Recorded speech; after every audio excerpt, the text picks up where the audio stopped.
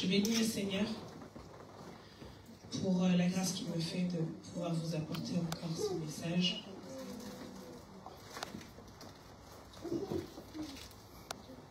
Je bénis ma mère, le docteur Firmin, parce que si je suis là, c'est que je suis le fruit de son alliance avec Dieu. Amen. Amen. On sait que Dieu a un plan pour nous et qu'il a tout ordonné avant que nous soyons conçus. Donc je sais que quand il m'a donné à ma mère, il savait ce qu'il faisait. Amen. Je bénis aussi le prophète de ma vie, Monsieur Wesley Costa Katumei Kabuya. Amen. Et je bénis mon fils, Elombe. Et j'honore aussi l'onction qui est sur cette maison. Je salue tous les ministres. Je bénis encore une fois mon père, l'apôtre Francky Barra. Amen. Hier, je disais que j'ai fait l'erreur d'accompagner l'apôtre à Bruxelles, avec prophétesse Bertie, pensant que j'allais pouvoir rester tranquillement assise pour la veiller. C'était sans compter sur le fait qu'avec l'apôtre, il faut toujours être prêt. Et donc, je me suis retrouvée à devoir prêcher pendant la veillée. Mais bon, pour sa défense, cette fois-ci, c'est ma soeur, la prophétesse Rebecca, qui m'a demandé de prêcher. Amen. Amen. Et puisque Bruxelles a bénéficié de ce message, je vais partager avec vous ce que j'ai eu la grâce de partager avec eux lors de cette veillée, dont le thème était l'onction de l'épouse. Amen. Amen. En fait, dans la Bible, il faut savoir une chose. La Bible commence avec l'histoire d'un homme et d'une femme. Dieu, un homme et une femme. Et en fait, tout au long de la Bible, à chaque fois qu'il est question d'un homme et d'une femme, en réalité, il faut avoir une double lecture. Il est question de Christ et de son Église. Christ étant l'époux et l'Église étant l'épouse. Lorsque vous arrivez à l'Apocalypse, en fait, on dit que la fin des temps, l'histoire de la Bible est clôturée, et notre histoire est clôturée par ce qu'on appelle les noces de l'agneau. Les noces de l'agneau, c'est un banquet de mariage entre Christ et l'Église. Le premier miracle que Christ fait, c'est un mariage. Les noces de Cana. Et ce matin, le Saint-Esprit me disait que la raison pour laquelle Christ a décidé d'accomplir son premier miracle, de commencer son ministère à un mariage, n'est pas anodin. C'est un rappel de ce qui doit se passer à la fin. Amen. Et l'image du vin, du premier vin et du second vin est en fait une image de la première alliance et de la nouvelle alliance. Amen. Et c'est d'ailleurs pour ça que quand on prend cette parabole pour la prêcher lors de mariage, on parle du vin comme de l'union, l'amour qui peut y avoir entre deux êtres. On dit qu'en fait, comme Christ a renouvelé le vin lors des noces de Cana, il a la capacité de renouveler votre amour. Et c'est ce qu'on déclare sur les époux lors des mariages, que Dieu renouvelle votre vin à chaque fois qu'il vous donne un nouveau vin et un meilleur vin, jusqu'à ce que la mort vous sépare. Amen. Et donc, à chaque fois qu'il est question d'homme ou de femme dans la Bible, ça change tout. Ça a tout changé parce que quand j'ai compris qu'à chaque fois qu'on parle d'homme ou de femme, d'épouse ou de mari, qu'on parle de l'histoire d'un couple, en fait, on a une préfiguration, une symbolisation de Christ et de son Église. Amen. Et donc, mon message de ce matin, c'est que nous, en tant qu'Église, nous sommes l'épouse, nous sommes membres de l'épouse, et j'aimerais vous parler des 7 attributs de l'onction de l'épouse. Il faut savoir une chose, l'onction d'une épouse est donnée par son époux. À partir du moment où Dieu te donne le titre d'épouse, tu reçois aussi cette onction. À partir du moment où Christ t'appelle à lui, tu deviens à lui, il te donne son Esprit Saint, tu es son épouse. Amen. Mais certains d'entre nous, on peut avoir une onction, on peut avoir des dons, on peut avoir des facultés, des choses cachées en nous, mais on ne les utilise pas, on ne les s'exprime pas. Pourquoi? Parce que, en fait, on ne les connaît pas. Et c'est là qu'on a besoin aussi d'une activation prophétique, entre guillemets. Et c'est pour ça que j'aime particulièrement notre père, l'apôtre Francky Barra, parce qu'il est capable de distinguer des rois et des reines en couche culotte. Il peut voir quelqu'un que personne ne regarde et voir ce que Dieu dit de cette personne et dire, toi, tu seras telle, telle et telle chose. Amen. Et mon but ce matin, ma prière ce matin, c'est que votre onction en tant que membre de l'Église, donc en tant qu'épouse de Christ, puisse être activée. Amen. Je vais commencer par Matthieu chapitre 25, versets 1 à 13. Je ne sais pas exactement de combien de temps je dispose, vu qu'il est déjà midi, mais je vais paraphraser beaucoup. Amen. Ici, c'est Jésus qui parle du royaume des cieux. Le royaume d'en haut. Et il dit que le royaume des cieux sera semblable. Donc, c'est pas encore maintenant. Mais quand Jésus va revenir, parce qu'en fait, il utilise des paraboles pour que les gens comprennent des réalités spirituelles. Et quand il parle de cette histoire, il parle de quand il va revenir nous chercher. Quand il va revenir chercher son épouse. Et donc quand il dit que quand il va revenir, il dit alors le royaume des cieux sera semblable à 10 vierges qui, ayant pris leur lampe, allèrent à la rencontre de l'époux. 5 d'entre elles étaient folles et 5 étaient sages. Les folles, en prenant leur lampe, ne prirent point d'huile avec elles. Mais les sages prirent avec leur lampe de l'huile dans des vases. Comme l'époux tardait, toutes s'assoupirent et s'endormirent. Au milieu de la nuit, on cria « Voici l'époux, allez à sa rencontre !» Alors, toutes ces vierges se réveillèrent et préparèrent leurs lampes. Les folles dirent aux sages « Donnez-nous de votre huile car nos lampes s'éteignent. » Les sages répondirent « Non, il n'y en aurait pas assez pour nous et pour vous. Allez plutôt chercher ceux qui en vendent et achetez-en pour vous. » Pendant qu'elles allaient en acheter, l'époux arriva. Celles qui étaient prêtes entrèrent avec lui dans la salle de noces et la porte fut fermée. Plus tard, les autres vierges vinrent et dirent « Seigneur, Seigneur, ouvre-nous » Mais il répondit « Je vous le dis, en vérité, je ne vous connais pas. » Pour vous remettre les choses dans le contexte, pourquoi on parle de 10 vierges et qu'on parle d'un époux, etc. C'est parce qu'à cette époque, il était d'usage, c'était coutumier, c'était culturel qu'un homme prenne plusieurs épouses à la fois. Amen. Donc, il faut savoir que toutes ces femmes ont été promises, elles ont toutes été qualifiées, elles étaient toutes appelées à se marier. Mais seulement 5 sont entrées dans la salle de noces. Et par là, il faut comprendre une chose. La première chose à comprendre, c'est que tu peux être qualifié aux noces et toujours manquer les noces. Tu peux avoir accepté Christ dans ta vie et Christ peut potentiellement te dire, en vérité, je ne te connais pas.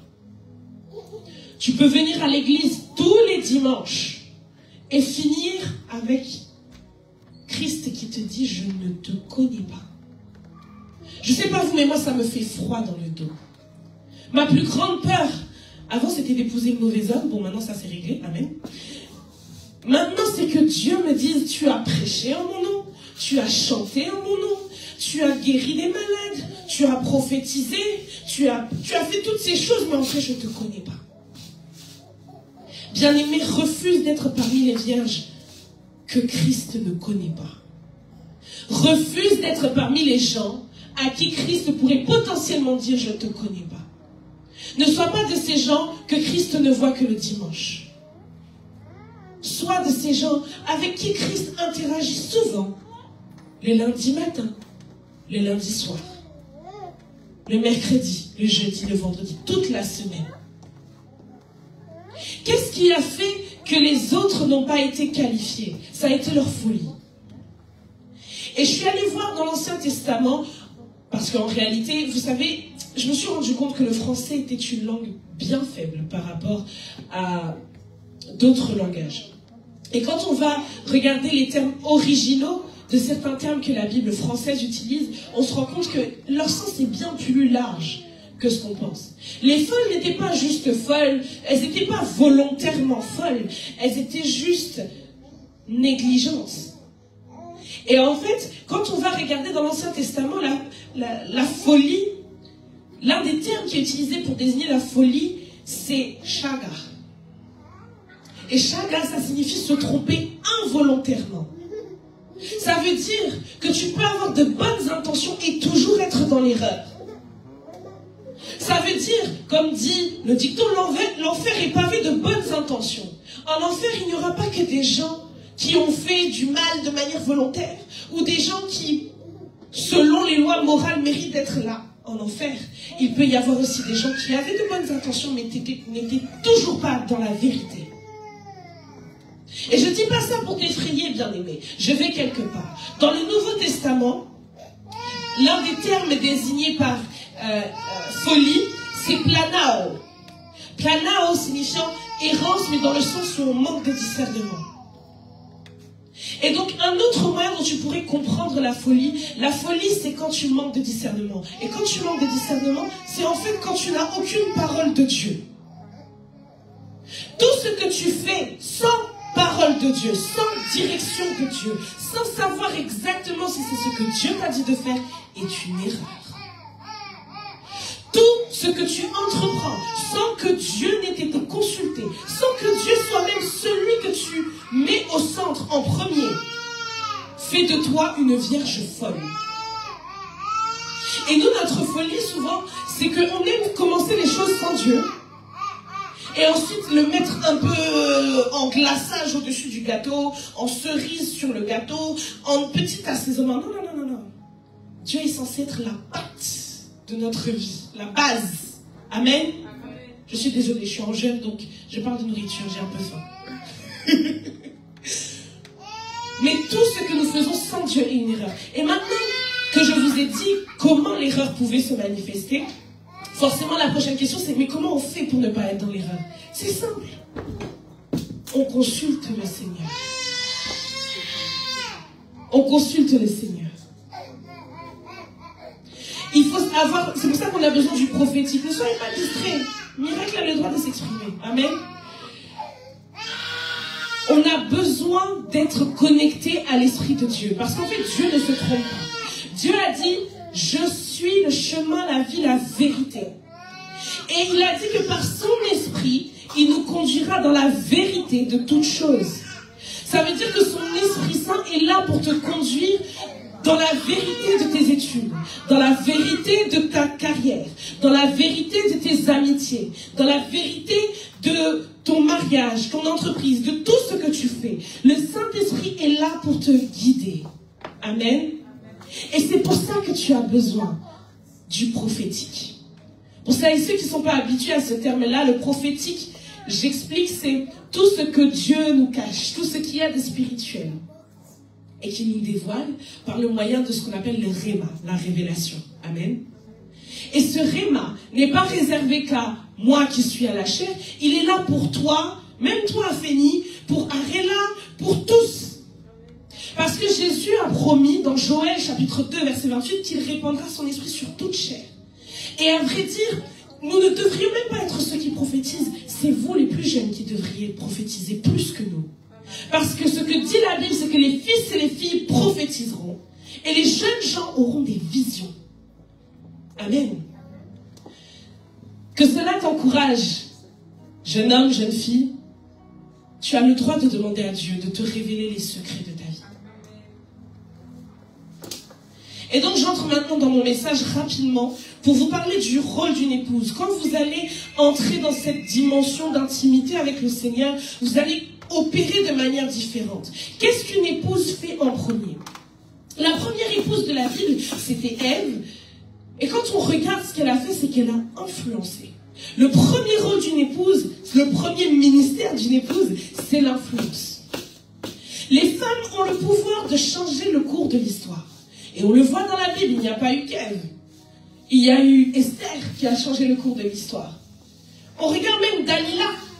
Comment une femme réussit à faire ce que des milliers de Philistins n'arrivent pas à faire?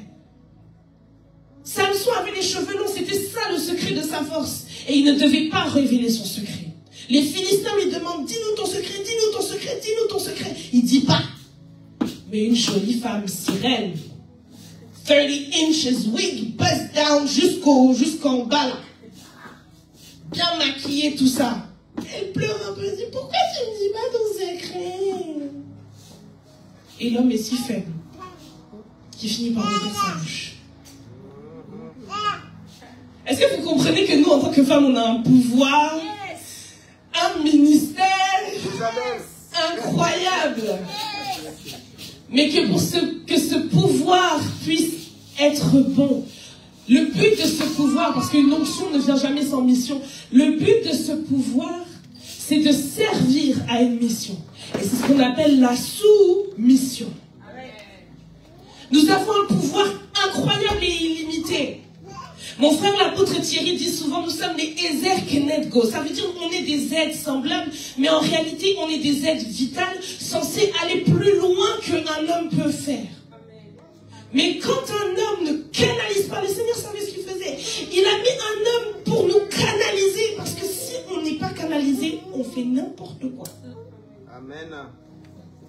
Et c'est pour ça qu'il est important que nous soyons soumises à nos maris. Si vous m'aviez dit il y a 2 ans que je me retrouverais à dire ça devant la chair, j'aurais dit jamais de la vie. Mais maintenant, quand je transpose les choses au rôle de l'Église, commence à répéter. Tous les hommes me demandent de répéter. C'est bon. Non, je répète parce que c'est pour notre bénédiction quand même. Notre bénédiction dépend de notre soumission à nos maris. Amen. Parce que nos maris sont ceux qui ont été investis de la mission. Amen. Et nous sommes les aides semblables à cette mission. Amen. Adam avait la mission de cultiver le jardin. Preach. Amen. Et Ève devait l'aider dans cette mission. Et dans cette mission-là, Ève avait une capacité qu'elle a négligée, ou plutôt qu'elle a utilisée pour elle-même. Elle a voulu l'utiliser pour sa curiosité. Si je voulais aller plus loin, je vous expliquerai que c'est pour ça que jusqu'à ce jour, le diable s'approche des Ève plus qu'il ne s'approche des Adam lorsqu'il s'agit du spirituel. Quand vous regardez les histoires de New Age, vous regardez les histoires de cristal, astrologie, histoire des tarots, histoire de... Qui est surreprésenté? Les femmes. Parce que le diable sait qu'on a un pouvoir d'influence qui fait que si il le détourne, le monde entier va suivre. Et le monde entier va souffrir.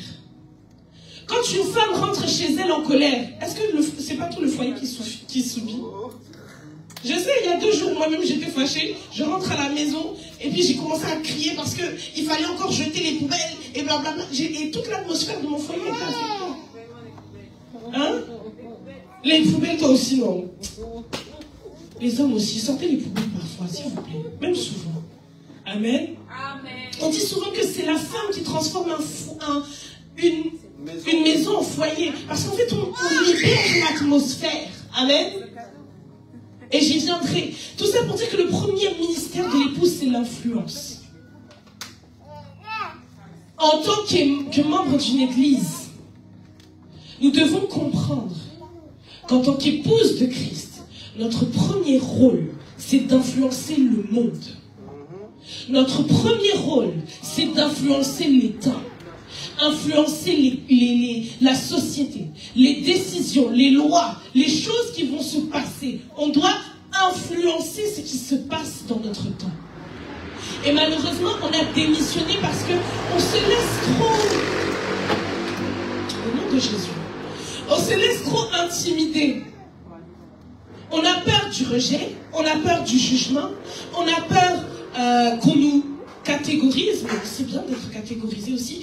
On a peur dès qu'on sort de l'église. Certains de nos membres de nos familles ne savent même pas qu'on est ministre, certains ne savent pas qu'on est chrétien, certains même savent, mais en nous regardant, ils ne peuvent pas deviner qu'on est chrétien. On est incapable de dire à nos collègues qu'on est chrétien. Incapable de dire à nos amis qu'on est chrétien. Mais comment vous voulez influencer alors que vous vous cachez? Je répète ce que j'ai dit hier, être chrétien et rester anonyme, c'est pas compatible. Parce que la gloire de Dieu est sur vous. La gloire de Dieu, c'est sa lumière qui est sur vous et en vous. Quand on a la lumière, on ne peut pas la cacher. La lumière est faite pour éclairer. Si tu vois quelque chose d'anormal, quelque chose d'injuste qui se passe et que tu ne parles pas, tu es aussi coupable que la personne qui pêche. Tu caches cette lumière alors que tu es censé la partager. Tu te retrouves dans une assemblée de personnes qui s'amusent à rigoler de quelqu'un ou harceler quelqu'un, se moquer. La Bible dit, maudit soit celui qui s'assied en présence des moqueurs. Tu dois être la personne qui dit, moi je sors de là, ça ne me fait pas rire. Tu te retrouves dans des conseils particuliers où des décisions injustes sont prises. Tu dois pouvoir parler. Et actuellement, en tant qu'Église, d'un point de vue collectif, en tant que société, quand il y a des choses qui se passent dans cette société, on doit pouvoir les identifier et les dénoncer. Et il n'est pas seulement question ici des mariages gays ou je ne sais pas quoi. Non, non, non. Il est aussi question de certaines lois économiques qui sont faites pour vous maintenir dans un esclavage, pour nous maintenir loin du plan de Dieu pour votre vie, pour vous maintenir pauvres, pour vous maintenir malheureux. L'Église est censée pouvoir répondre à ça. Parce que l'Église a un ministère d'influence. Amen. Et j'irai plus loin parce que je suis aussi créatrice de contenu. Si vous aimez créer du contenu sur les réseaux sociaux, prenez votre place, s'il vous plaît. On n'a jamais eu autant besoin des créateurs de contenu qui portent la lumière du Seigneur Jésus que maintenant. Dans ma génération, sur TikTok, vous savez, il y a un hashtag qui est très plébiscité. Je l'explique pour la génération d'après parce que vous allez savoir ce à quoi vos enfants sont sujets. Il y a un hashtag qui s'appelle Witch Talk.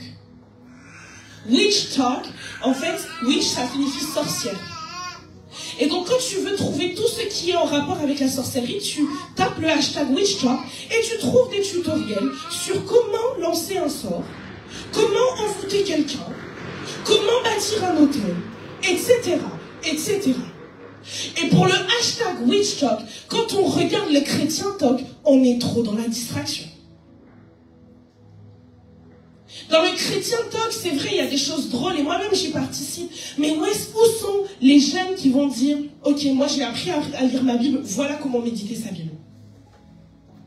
Où sont les gens qui vont pouvoir, avec des millions et des milliers d'abonnés, partager quelque chose de positif? Là où tout le monde dit que dans notre génération, les taux de suicide sont hyper élevés, ils explosent des records. Où sont les influenceurs de l'épouse de Christ qui vont être capables de dire, il y a un but à votre vie. Ne cédons pas à la pression de la société. Accrochons-nous à Jésus-Christ. Accrochons-nous à sa grâce. Cherchez Jésus, parce que la vie a un sens en lui. Le premier rôle de l'épouse, c'est de l'influencer. Amen. Ne fuyons pas ce rôle-là. Le deuxième rôle d'une épouse, c'est la construction. Je le disais tout à l'heure, quand la femme est là dans un foyer, ça se sent. Une femme a le pouvoir de transformer une maison en foyer. Amen. Avec la chaleur, la joie, l'amour.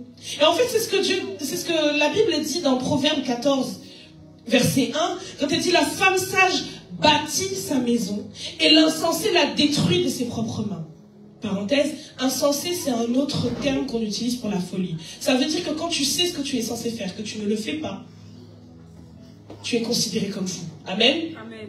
Donc la femme sage bâtit sa maison. Donc le rôle de l'Église, c'est de libérer une atmosphère de la chaleur, de la joie, de l'amour. Parce qu'en fait, quand maman est là, je crois que dans mon pays, on dit maman ayenza la esili. Quand maman est là, la faim n'est plus là. C'est fini la faim. On n'a plus à s'inquiéter, maman est là. Quand maman est là, il y a une bonne ambiance à la maison. Amen. Maintenant, en tant qu'Église, en tant que membre de l'Église, quelle atmosphère tu crées dans la maison de Dieu? Quelle atmosphère tu crées dans la maison de Dieu? Est-ce que tu laisses les autres créer l'atmosphère pour toi? Ou est-ce que tu fais partie de ces gens qui participent à mettre la chaleur, à mettre la joie, à mettre l'amour, qui donne envie aux gens de rester? Est-ce que tu fais partie des membres qui viennent, qui s'en vont? Ils viennent, ils s'asseyent, ils s'en vont? Ou est-ce que tu fais partie, et je m'adresse à toi aussi Noah, est-ce que tu fais partie des gens qui sont capables d'accueillir quelqu'un en disant « Salut, c'est la première fois que tu viens? Salut, moi c'est Noah. Bonjour. Bienvenue. » Je te charge de le faire pour chaque personne de ton âge. Ok? Ok. Parce qu'on voit aujourd'hui, beaucoup de personnes disent, moi, je suis allée dans telle église, personne ne m'a salué. Je suis allée dans telle église, personne ne m'a accueilli. Je suis allée dans telle église, il n'y a pas d'amour. Il n'y a pas de chaleur, ça ne vit pas, c'est froid. Bien aimé en tant que membre de l'église c'est moi, mais c'est surtout toi. Je n'ai personne à qui prêcher si tu n'es pas là. Et il faut savoir que de ta présence et de ton investissement dans cette épouse dépend aussi le salut d'autres personnes. Ton rôle est de libérer une atmosphère dans cette maison. Refuse d'être un passif, n'est-ce pas, Yaris? Commence à accueillir les gens. Commence à libérer l'atmosphère. Comprends ton rôle d'épouse. Je vais faire et ça m'amène à mon troisième et dernier point. Normalement, il y en a 7, mais le temps m'est compté. La troisième onction d'une épouse, c'est l'enfantement. Une épouse est censée être capable d'enfanter. Et quand une femme peine à avoir des enfants, on le voit, elle doute de son utilité. Elle remet en question toute sa vie à cause de la stérilité. Et c'est pour ça que le Seigneur a horreur de la stérilité. Il maudit la stérilité. Nous, en tant qu'épouses, nous devrions être capables de faire d'autres disciples. Bien-aimés, comme une femme qui peine à enfanter doute de sa valeur, une église qui arrête de faire des enfants de Dieu et de les amener au stade de disciples est une église qui est en train de mourir à petit feu. Est-ce que vous voyez où je veux en venir? Quand je regarde ici, je vois trop de visages familiers. Laissez-moi vous réveiller. Il est urgent de gagner des âmes. Yes! Il est urgent de gagner des âmes. Si nous ne gagnons pas d'âmes, cette église va mourir. Cette église que vous et moi aimons, elle va mourir. Parce que nous ne sommes pas appelés à tous rester ici. Moi-même que vous voyez, je suis évangéliste des nations. Le jour où je pars, qui va jouer au piano? Le jour où je pars, qui est-ce qui va chanter et l'idée aussi comme je le fais? Moïse, tu me dis toi, mais viens te faire former. Amen. Moi, je suis là pour former. Mais nous devons évangéliser. Gagnons les âmes. C'est la faculté d'une femme. Les femmes ont cette capacité d'attirer. Nous sommes épouses, femmes de Christ. Attirons les gens. Enfantons des disciples. Devenons capables de créer, de nous dupliquer, de créer d'autres personnes comme nous. Amen. Si toi, en tant que chrétien, tu es ici, tu es disciple, va au moins chercher, invite quelqu'un, va chercher un disciple. Parce qu'il est d'urgence que tu le fasses. Et tu sais pourquoi? Parce que, on vient de le lire dans Matthieu, l'époux revient bientôt. Amen. L'époux revient bientôt. On ne sait pas quand il va venir, la Bible dit, il va venir comme un voleur. Nul ne connaît l'heure ou le jour. Il va venir comme un voleur. Et vous noterez que dans le passage qu'on a lu, quand l'époux arrive, tout le monde s'était endormi. Ça veut dire que c'est pas grave d'avoir des moments de fatigue, des moments de baisse, etc. C'est pas grave. Mais assure-toi qu'au moment où l'époux viendra, non seulement tu as ta lampe qui est la parole de Dieu, l'huile qui est l'onction de Dieu, et tu as avec toi un convive à amener aux noces. Amen. Amen. Levons-nous pour la prière.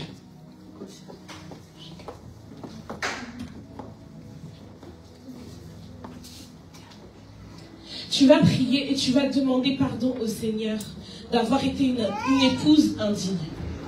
Tu vas demander pardon au Seigneur pour toutes les fois où tu as manqué de soumission. Toutes les fois où tu as manqué d'exercer ton rôle d'influence, de lumière du monde, de celle de la terre. Toutes les fois où tu as manqué de libérer une atmosphère agréable. Toi-même, peut-être, tu as détruit l'atmosphère de la maison de Dieu. Tu as fait fuir peut-être des gens.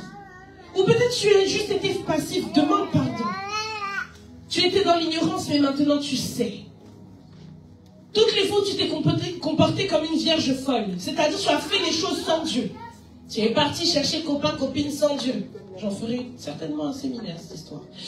Tu es parti chercher, entamer une carrière sans Dieu. Tu as entamé des projets choisi ta filière sans consulter Dieu. Tu étais dans l'ignorance, mais maintenant demande pardon à Dieu. Amen. Amen. Dieu peut restaurer, mais demande pardon à Dieu. Reviens à ton rôle d'épouse. Prie, bien-aimé.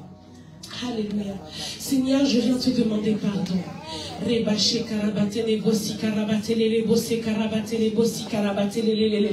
Seigneur, je te demande pardon. Je te demande pardon, je te demande pardon. Je reconnais devant toi que je n'ai pas été digne.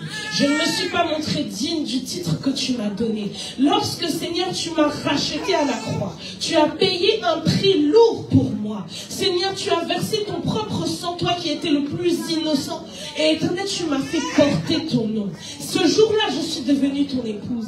Et tu m'as dit, va faire des nations des disciples. Et tu m'as dit, sois la lumière du monde.